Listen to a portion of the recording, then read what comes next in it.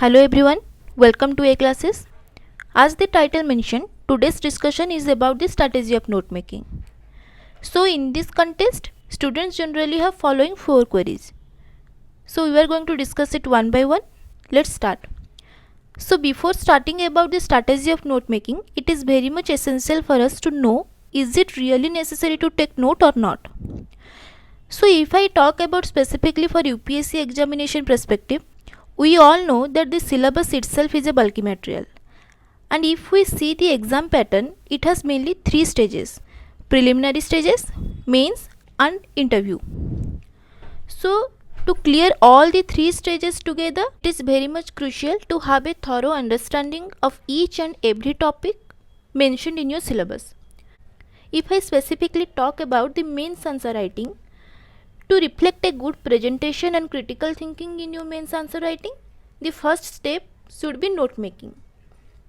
So if you ask me, shall I recommend you to take note or not, my answer will be yes. So here comes the second query, benefits of note taking.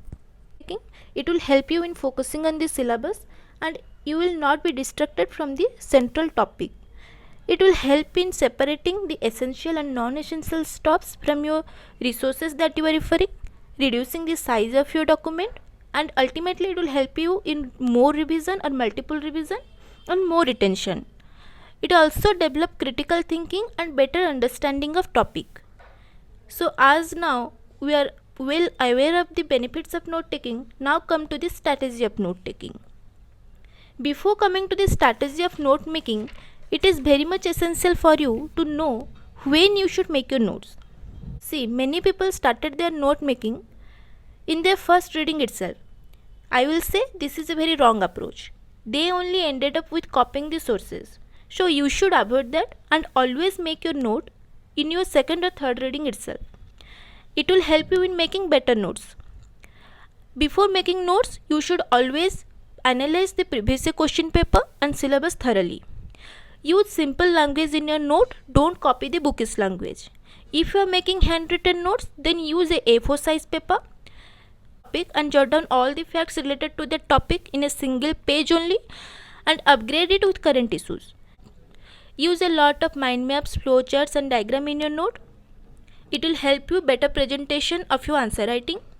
Summarize all the concept in a single page only.